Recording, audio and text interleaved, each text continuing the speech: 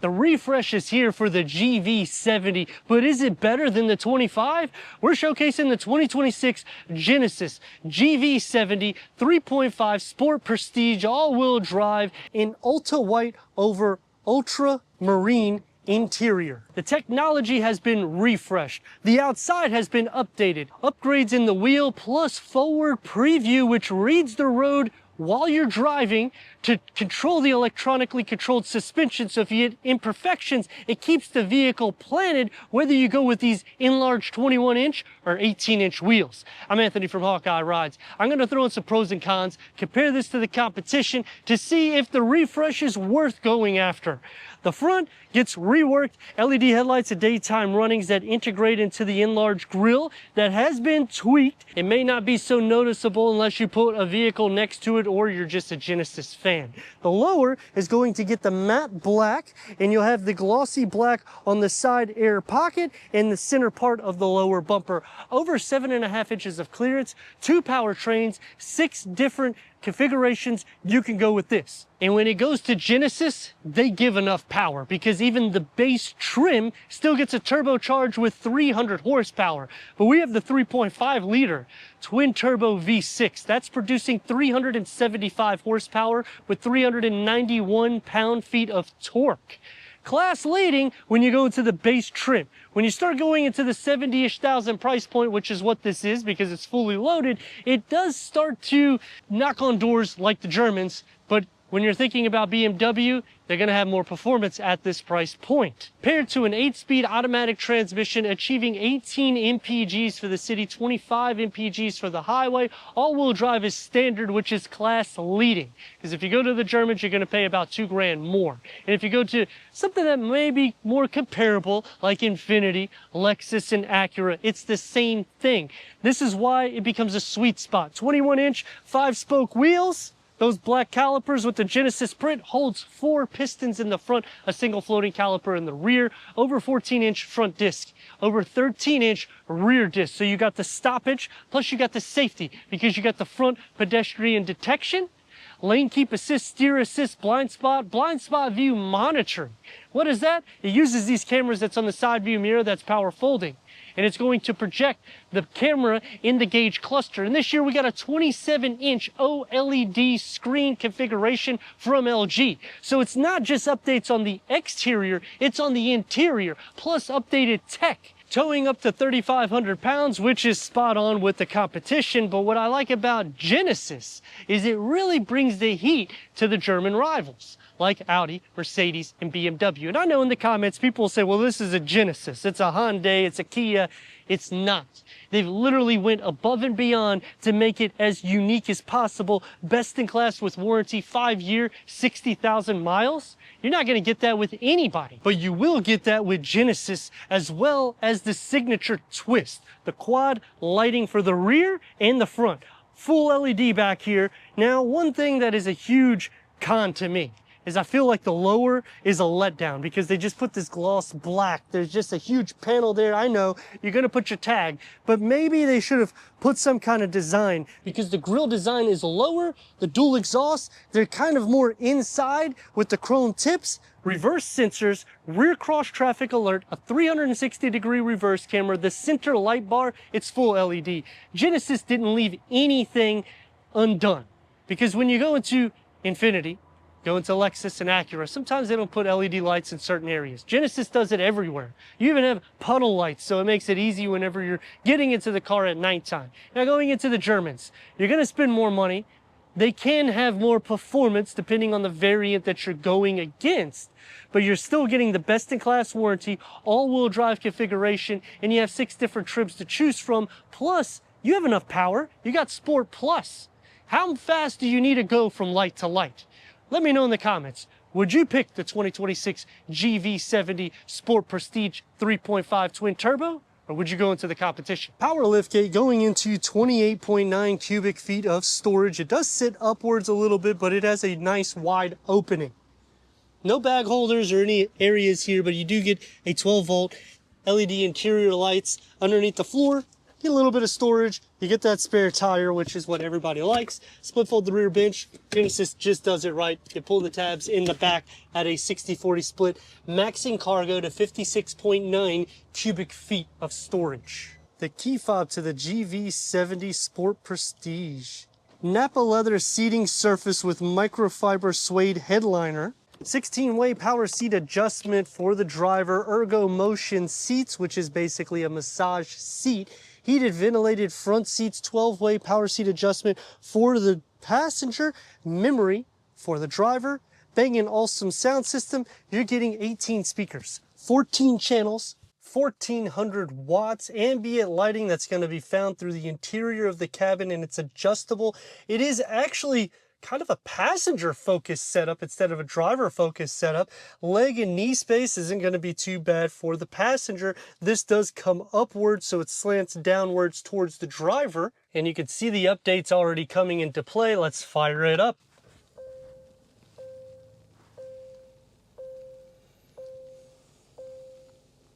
The big update is this 27-inch OLED high-resolution LG infotainment screen that's connected to the gauge cluster.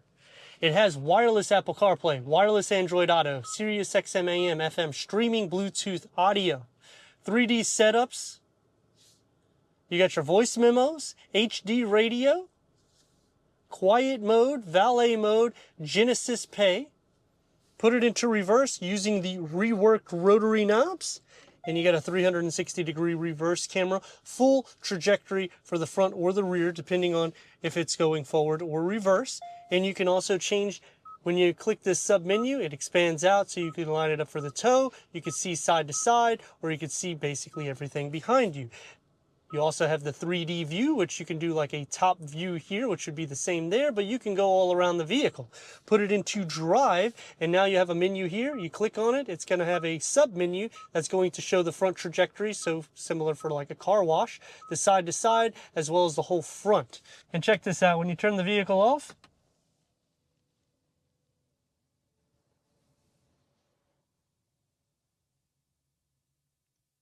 the gauge cluster you can see all around you. You also have blind spot view monitoring, so when you use your indicators, you can see the cameras that's on the side view mirror in the gauge cluster.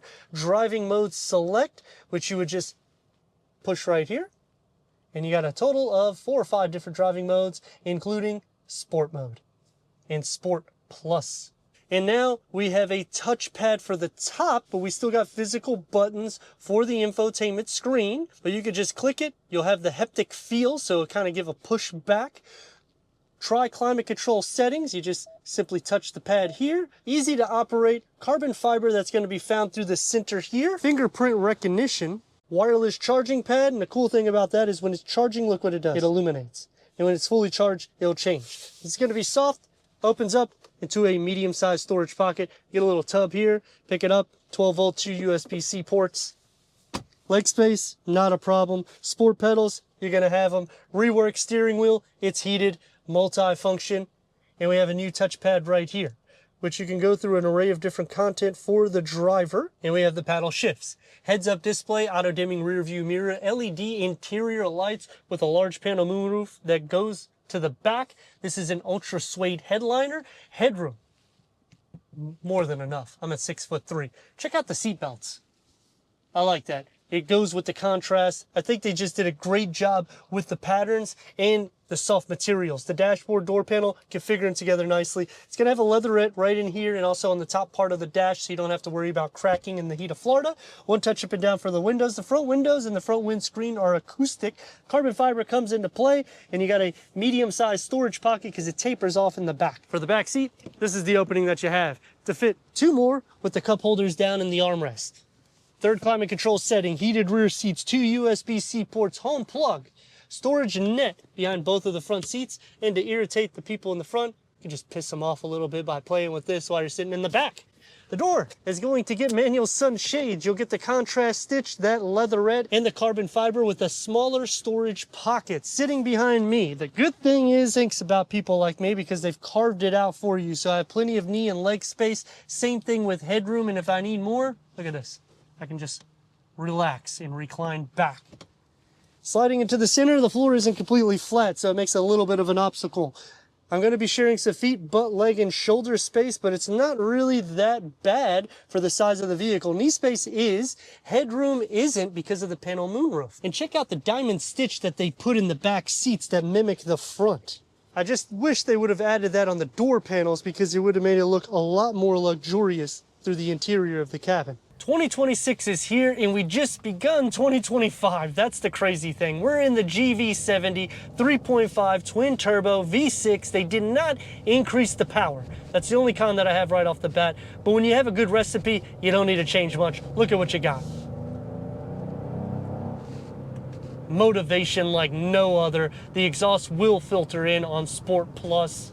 Otherwise, it's quiet in the cabin because you got dual pane windows, acoustic front windscreen.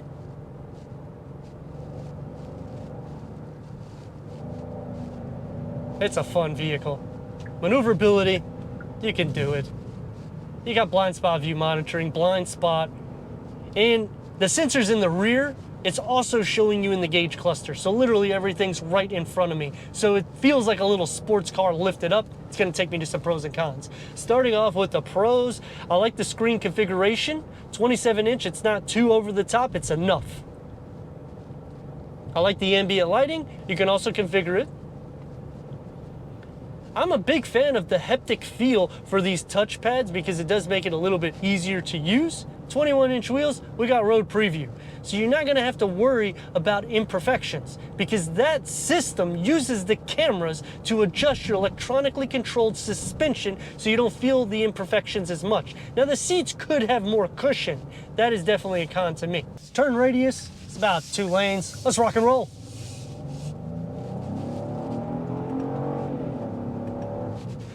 She livens up. Boy, she livens up. But in reality, you're not gonna be driving it all the time in Sport Plus. You're gonna be driving it in comfort. You're gonna drive it in eco.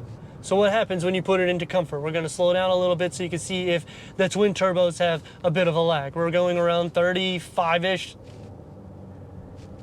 And it's just not wanting to change. There we go. So it does have a lag. It takes a few minutes for it to configure into that 8-speed automatic transmission, which is a con to me because you have a lot of power underneath this. Braking on the vehicle, well, we're gonna test that right now. And you can stop on a dime. Like if I pull too much, somebody behind me would hit me. You sit up high enough, safety's definitely taken care of. I like the reworked steering wheel. I like the fascia. They didn't go too crazy with the grille because a lot of people, they typically don't like these enlarged grills. Even Lexus has said, you know what, we're not really keen on these big grills. But Genesis, at least they give us the quad lighting for the front and the rear. In eco mode, it's going to feel a lot heavy. Everyone's going to pass you. You have to really mash on the gas pedal.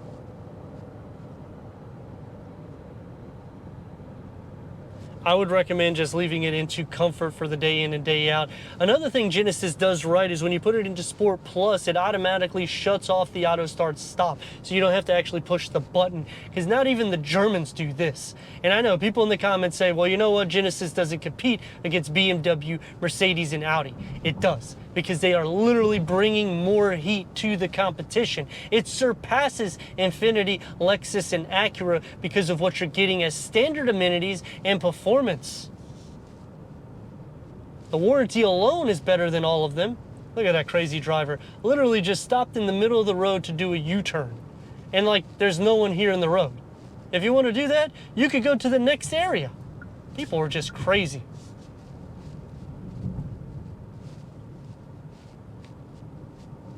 Some other cons, this is a 2026 and we still don't have the ergo motion seat for the passenger. We don't have any ventilated seat options for the rear. We don't have soft closed doors.